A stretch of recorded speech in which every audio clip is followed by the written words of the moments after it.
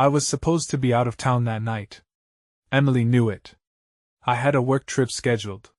3 days in Chicago for a conference that, honestly, I was not even looking forward to. But at the last minute, my boss cancelled. Something about budget cuts, something about priorities shifting. I did not care. What mattered was that I was home. What mattered was that I was walking up the driveway at 10:43 p.m., expecting to find my wife asleep or at least curled up on the couch watching one of her crime shows. What mattered was that the house was dark and her car was not there. I did not panic. Not yet. Maybe she ran out to grab something. Maybe she was at a late dinner with friends. But as I stood in the empty kitchen, staring at the silence, I felt it.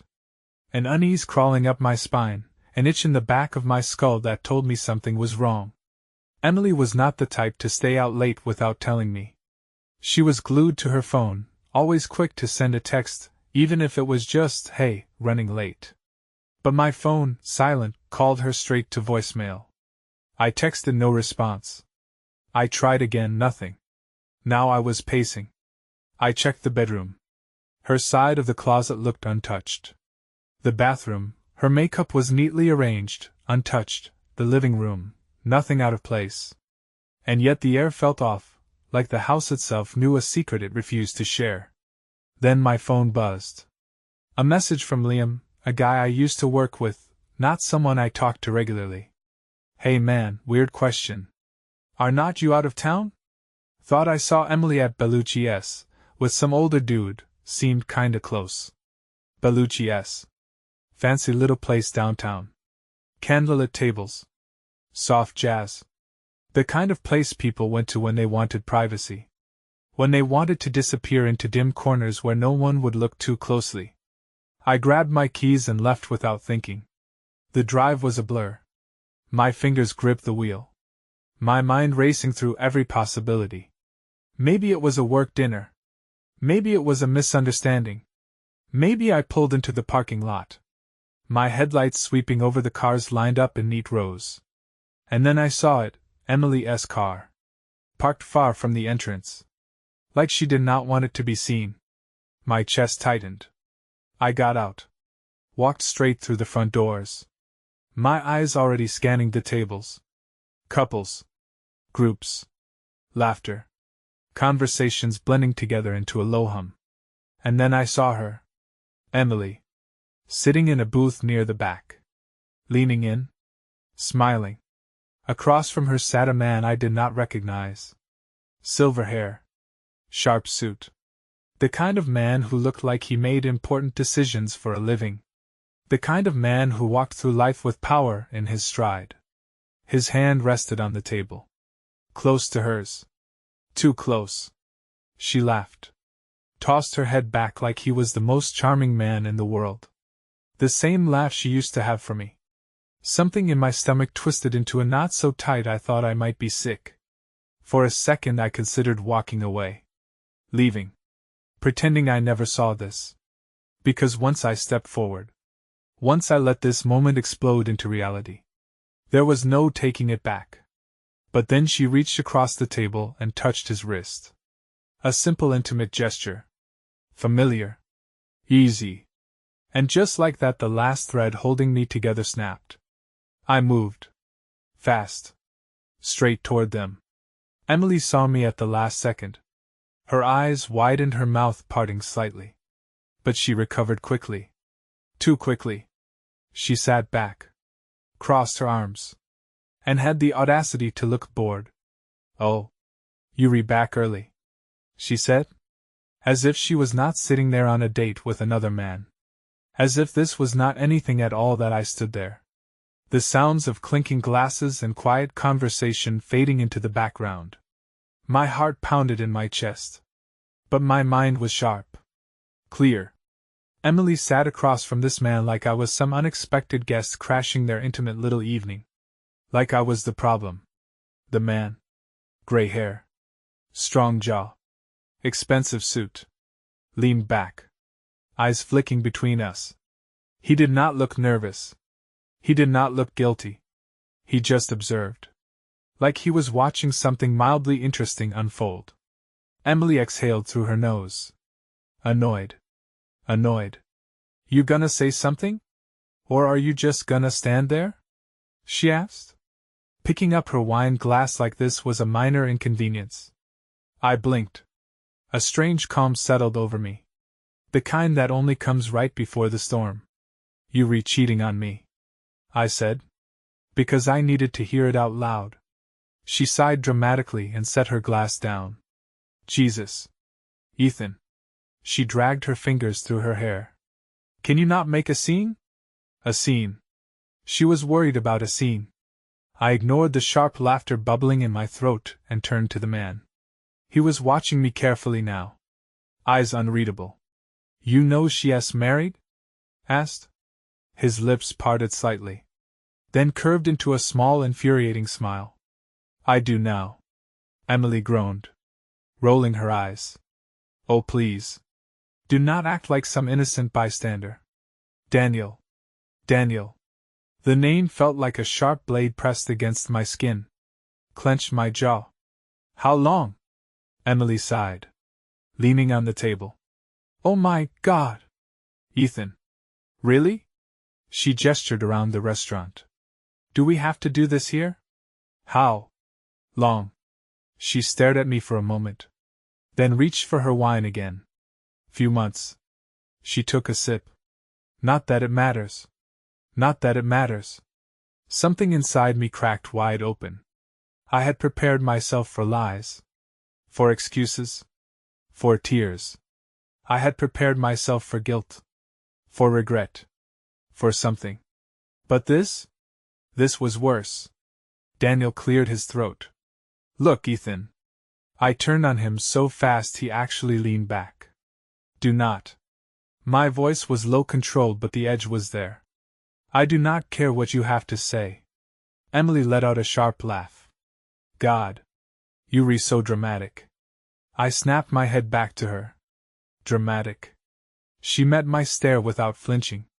Yeah. Acting like this is some big betrayal, like I killed your dog or something. We have not been happy for a while. Ethan. Let us not pretend. I breathed in through my nose, steadying myself. Then why not leave? She raised a brow, swirling the wine in her glass because I did not have to. I exhaled slowly, willing my hands to stay at my sides. So what? You just decided to keep me around as a backup while you played house with him? Emily tilted her head considering, then she shrugged. Pretty much the floor could have collapsed beneath me, and it would not have been as devastating as hearing those two words come out of her mouth. Daniel shifted, clearly uncomfortable now. Maybe he had not realized just how rotten she was. Maybe he thought she'd at least have the decency to act ashamed. She was not ashamed. She was bored. I nodded slowly. All right. Emily arched a brow. All right. Yeah. I stepped back. We redone. I turned on my heel and walked out. I did not look back. I did not need to. The night air hit me like a slap to the face as I stepped out of Belich's. The street was quiet. The glow of passing headlights smearing across wet pavement. I stood there for a moment, hands on my hips, trying to process what had just happened. I had walked in on my wife cheating on me, confronted her, and instead of guilt, regret, or even panic, she gave me boredom. A sigh. A shrug. Should have felt like a knife in the gut. But honestly, felt more like a door slamming shut in my mind. Like something irreversible had clicked into place. We were done. I reached for my phone, my fingers hovering over my brother's name. Tyler. He was the only person I wanted to talk to right now. Before I could hit call, the restaurant door swung open behind me. Emily. Of course, her heels clicked against the pavement as she strode toward me. Arms crossed. Lips pursed like I was the one being difficult. Ethan. She called, exasperated. I did not turn around. Go back inside, Emily. She came up beside me anyway, standing just close enough to make sure I could hear her clearly. Oh, come on. Stop being dramatic. There it was again. Dramatic. I clenched my jaw, staring at the street. You just admitted to cheating on me. Told me you did not leave because you did not have to. And you think I'm the one making this a big deal? Emily sighed, shifting her weight. Ethan, let us be real. Things between us have not been good for a while. You just did not want to see it. I let out a dry laugh. So your solution was to sleep with some rich old guy instead of talking to me? She rolled her eyes. Jesus, do you have to phrase it like that? How would you prefer I phrase it, Emily, that you found some wealthy, self-important jackass to screw around with because our marriage got a little boring? She gave me a tight, forced smile. See, this is why, Ethan, you're exhausting. I turned to face her fully now. I'm exhausting. I let out a short, humorless laugh. Emily, I work my ass off. I do everything to make sure we have a good life. I've never looked at another woman the way I looked at you. And I'm the problem. She huffed. It's not about another woman, Ethan. It's about you. You've been so predictable, so safe. And honestly, safe is boring. Safe is boring. I stared at her, trying to find the woman I married and the stranger standing in front of me. But she was not there. Maybe she never had been. You're unbelievable. I muttered. She tilted her head. You'll get over it. I blinked. Excuse me? Emily shrugged, her favorite move, apparently. You're upset now, but give it a few weeks. You'll see this was for the best. I ran a hand down my face, laughing under my breath. You're actually insane. She smirked.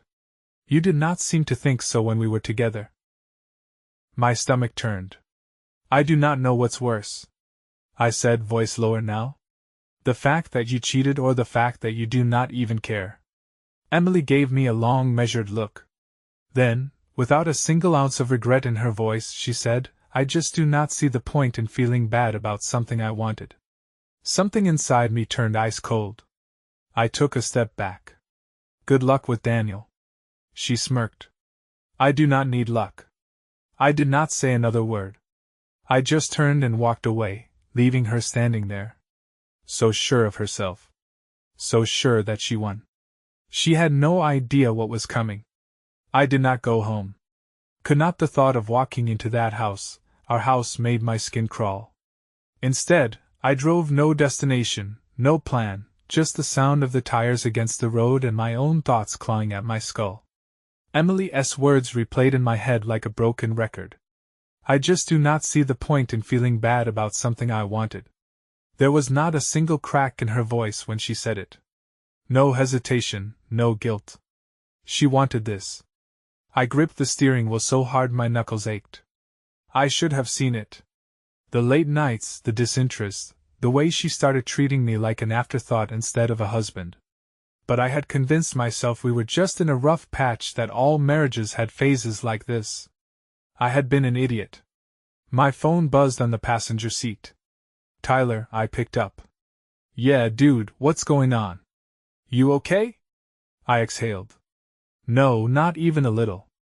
I pulled into a gas station parking lot and put the car in park. The silence on the other end stretched for a beat before Tyler sighed. Talk to me? So I did. I told him everything. Belich's, the old guy, the way Emily acted like I was some kind of inconvenience. I told him about the boredom in her voice, the way she shrugged off the fact that she just torched 8 years together like it was nothing. Tyler did not interrupt. He just listened, which I appreciated, because I was barely holding my anger together. And if he had said anything about how I should have seen it coming, I might have thrown my phone out the window. When I was done, he let out a long breath.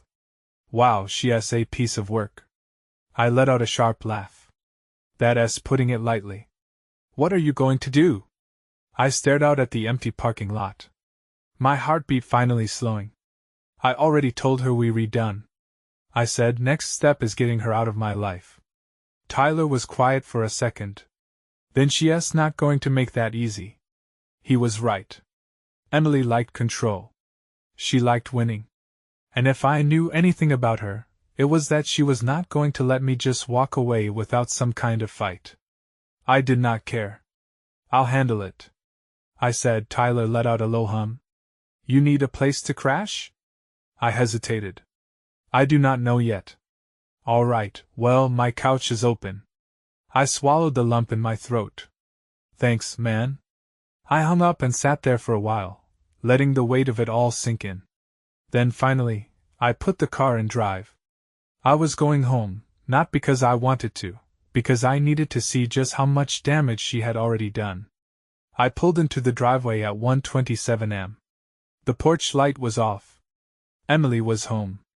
For a moment I just sat there, gripping the steering wheel, staring at the house like it was something foreign, like it was not mine anymore. Maybe it never had been. I got out and stepped inside. The house was quiet, dark. The air was thick with something unspoken, something heavy. I shut the door behind me and stood there listening. Then I heard it. Emily's voice, well, amused, coming from the living room.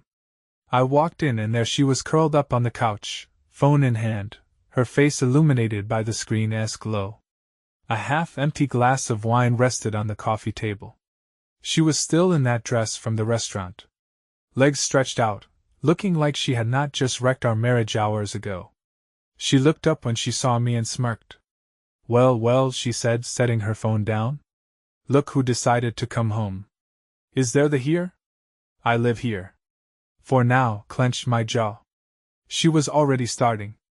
Emily stretched her arms above her head, sighing like she'd had the longest day in the world. Did you enjoy your dramatic exit earlier? I ignored the bait. Who were you talking to? She arched a brow.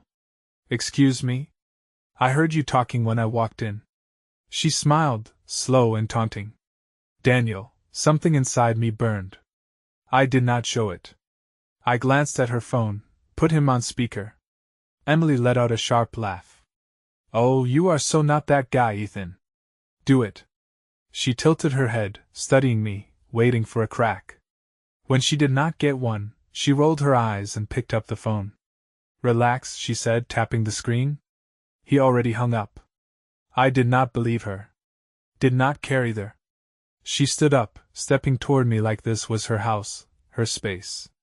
You making this way harder than it needs to be, she said. I exhaled through my nose. I want you out. She blinked. Then she actually laughed. Oh, baby. She could, resting a hand on my chest like she had not just burned everything to the ground. You're adorable when you try to act tough.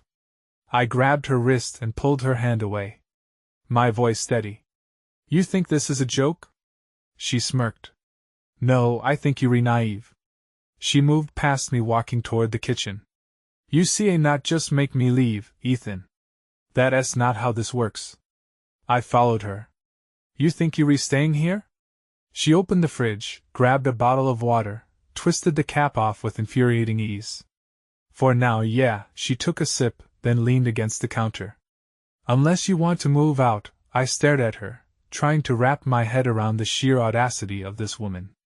You cheated on me, I said slowly, as if she needed reminding. And she took another sip. What does that have to do with where I live? I let out a sharp breath, raking a hand through my hair. Unbelievable. Emily set the bottle down and folded her arms. Look, we both know this is going to take time. Divorce is an instant. And I'm not about to run off just because you're having a little meltdown. I scoffed. A meltdown. She shrugged, pushing off the counter. You'll get over it. We'll figure it out like adults. She brushed past me, heading for the stairs. Do not wait up, she said over her shoulder. I turned. Where are you going? She did not even pause. Bed. I stood there, breath shallow, watching as she disappeared up the stairs like she had won. Like this was just another argument she could twist in her favor. I was not letting that happen. She thought I did not have options. She thought she could manipulate me. Drag this out. Control me. She had no idea what was coming, that I did not sleep. Could not. Not with her upstairs. Acting like she still belonged here. Acting like she had not just laughed in my face about destroying our marriage. I sat in the living room, staring at nothing. my mind running through every possible way to get her out. Kicking her out outright would be messy. Legally, she technically had the right to stay in the house until the divorce was settled, unless I could get her to leave voluntarily. That was not happening. Emily liked control. She liked getting the upper hand. And right now, she thought she had it. I needed to change that. By 6 a.m., I had a plan. I got up, grabbed my laptop, and started making calls. First a lawyer, then a realtor, then the bank. I was getting ahead of her. I was making sure every single piece was in place before she even realized the game had changed. At 8:15, Emily came downstairs. She looked refreshed, stretched like she had the best sleep of her life, and walked straight to the coffee maker without even acknowledging me. I shut my laptop. Morning, she glanced over her shoulder, smiling like we were still some married couple sharing a peaceful start to the day. Morning, unbelievable, she poured her coffee, added a ridiculous amount of sugar, then finally turned to face me. "You re-up early," she said, taking a sip. I leaned back. "Had some calls to make." She raised a brow. "Oh, making vacation plans?" I smiled. "Something like that." Emily studied me, waiting for a crack. She did not get one. She hummed, turning back to her coffee. "Well, as fun as this little tension-filled breakfast is, I have plans today." "Plans?" I asked. She smirked over her cup. "Daniel's taking me to a spa." I let out a breath through my nose, nodding slowly. "Of course he is." Emily gave me a pitying look. "You really need to let this go, Ethan." I exhaled sharply, shaking my head. "You amaze me, you know that?" She grinned. "I do, actually." I stared at her for a moment, then stood. "I hope you have a great time." Her smirk faltered just slightly. I walked past her, grabbed my keys, and headed for the door. "Oh, by the way," I said, glancing back. "I talked to a lawyer this morning." Emily froze, coffee cup halfway to her lips. I smiled, let her chew on that. Then I left. She had no idea that by the time she got back from her little spa date, the war would have already started, that I spent the next 4 hours making sure every single piece was in place. First, I met with my lawyer. I laid everything out. The cheating, her refusal to leave, her complete lack of remorse. I wanted her out of my house and out of my life as fast as possible. He listened carefully, nodded, then dropped the first bombshell. "If the house is in your name alone, you have more power here than she thinks." I stared at him. "What do you mean?" He leaned back. "You can file for a formal notice to vacate. It's not an eviction, but it legally forces her to leave the house within a set time frame. If she refuses, we can escalate." I let that sink in.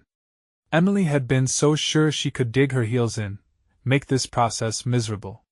But she did not realize she was standing on shaky ground. "Do it," I said. "File whatever you need to." He nodded. "You'll need to have the notice served to her directly." "Perfect." After that, I went straight to the bank, froze the joint credit card, transferred my direct deposits to a separate account. If she wanted to play games, she'd be doing it on her dime from now on. Then I called a locksmith, scheduled an appointment for the exact day she'd be legally required to leave. By the time I pulled into the driveway, I was ready. Emily's car was back. Good. I grabbed the envelope from the passenger seat and walked inside. She was in the kitchen, sipping some kind of fruit smoothie, scrolling on her phone. She looked up when she saw me, her expression smug, like she thought she had everything under control. "Have fun at the spa?" I asked. She grinned. "Oh, so much fun. You really should try it sometime. Relaxing might do wonders for your little attitude." I smiled back, just a smug. "Oh, I'm very relaxed." Her brow furrowed slightly. "Weird." I walked over, set the envelope down on the counter. "This is for you." She eyed it like it was something rotten. "What is it?" "Legal notice," I said simply. "You have 10 days to move out." Her entire face changed. The fake amusement evaporated, replaced with something darker. She let out a small laugh. "You serious?" "Completely." She opened the envelope, skimmed the paper, then slammed it down. You see I not do this. I can, I said. And I did.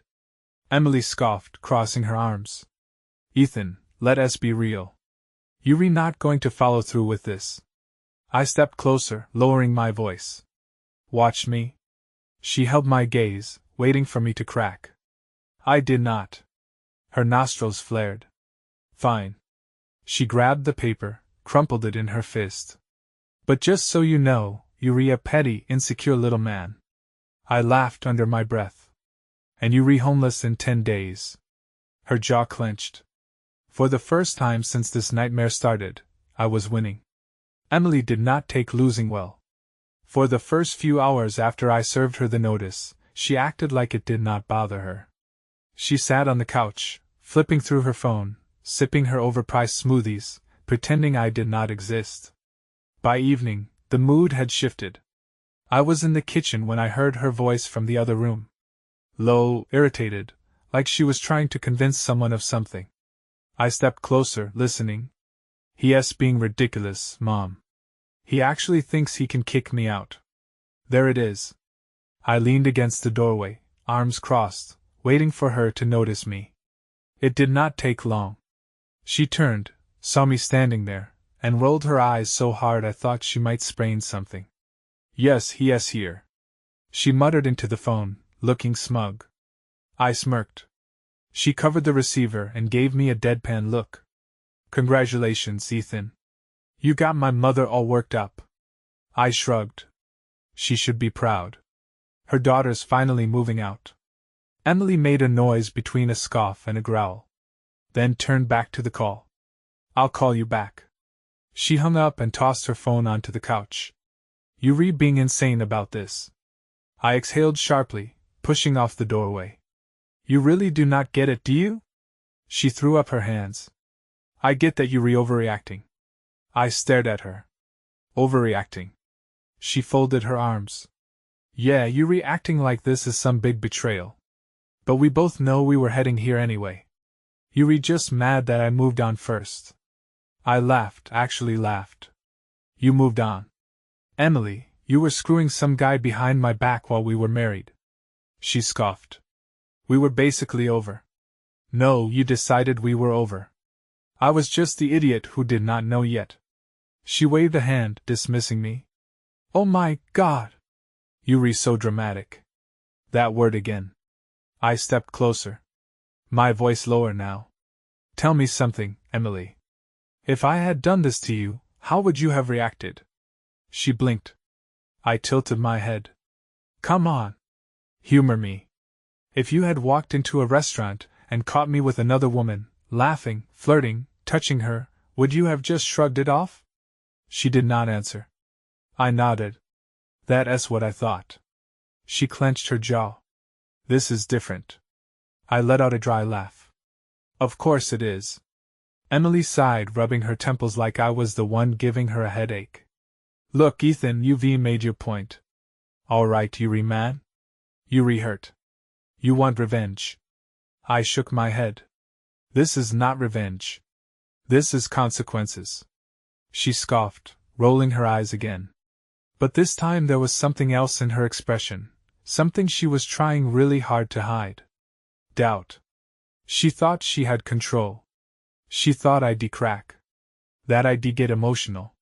Let her manipulate me into letting her stay. Letting her drag this out on her terms. She thought wrong. I stepped back, turning toward the stairs. 9 days left. Emily, she did not respond. I went to bed that night with the best sleep I'd had in months. The next morning, Emily changed tactics. I expected her to lash out again to keep up the same smug, condescending attitude she had been throwing at me for days. But when I came downstairs, she was sitting at the kitchen table, hands wrapped around a coffee mug, staring out the window like some tragic movie character. I knew that look. It was the poor me face, the one she used when she wanted sympathy. She glanced at me as I poured my coffee. So this is really it? I did not answer right away.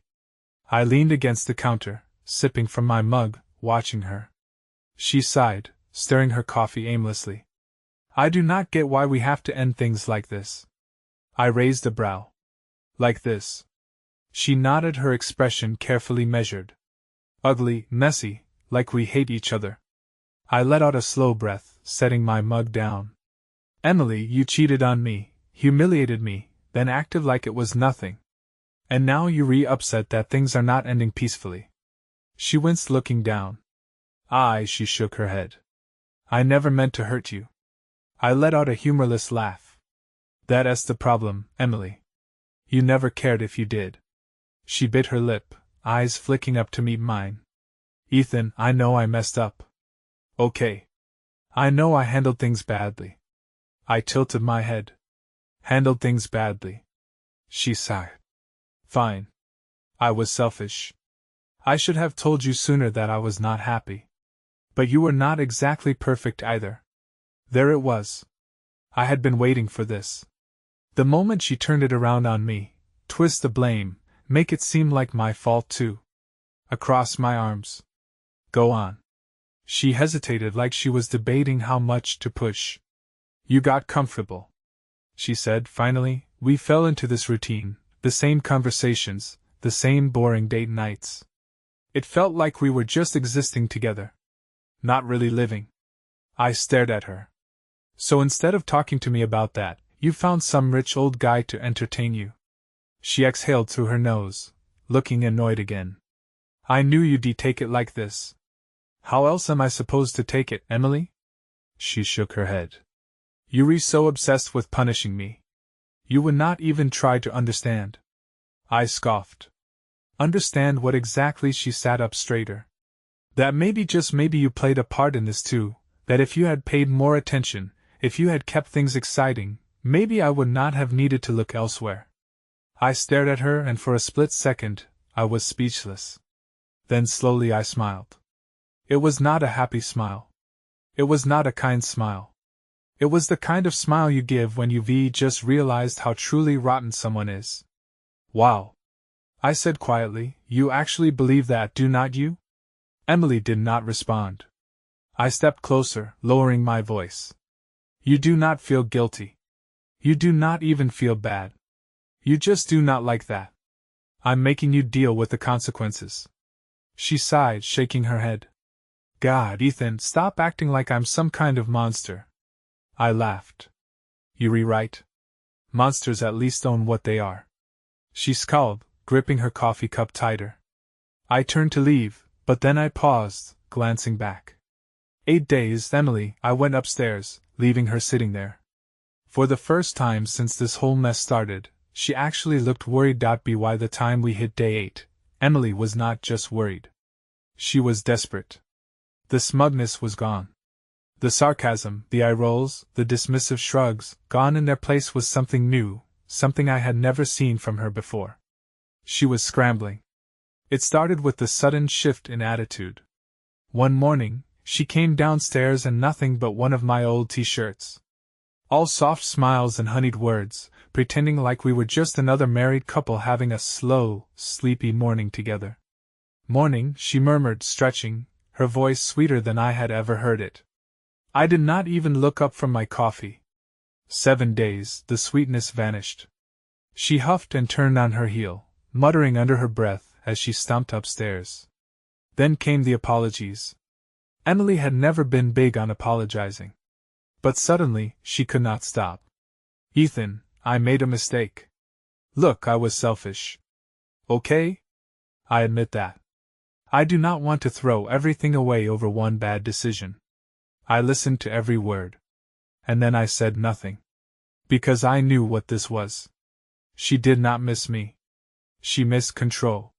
She was not sorry about what she did. She was sorry she was losing. And when she realized the apologies were not working, she got angry. You're being an asshole about this.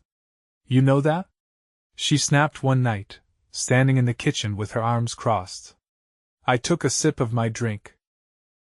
6 days, she let out a frustrated noise, dragging her hands through her hair. God, you're so pathetic. You act like you're some kind of victim. But you do not even realize how much of a prison this marriage was for me. I tilted my head. Then you should be thrilled to leave. Her jaw clenched. And then the final move, the one I knew was coming. The night before the deadline, Emily tried to seduce me. I had just gotten out of the shower when she appeared in the doorway of our bedroom, wearing the kind of lingerie she never bothered with during our marriage. Her eyes were soft. Her lips parted just slightly. Her voice low and sweet. "Do we really have to do this, baby?" she whispered, stepping closer. "Do we really have to throw us away?" I let her walk right up to me. I let her trail her fingers along my arm. I let her tilt her chin up, waiting for me to cave. Then I smiled. And I whispered, "One day, Emily." She froze. And for the first time, finally, she looked afraid. The next morning, I stood in the living room as she dragged her suitcases toward the door. Her movements were stiff, her expression cold. But there was rage in her eyes. She had lost completely. She yanked the door open, then paused, turning back to look at me one last time. "You'll regret this." I smiled. Not a chance. And then just like that, she was gone.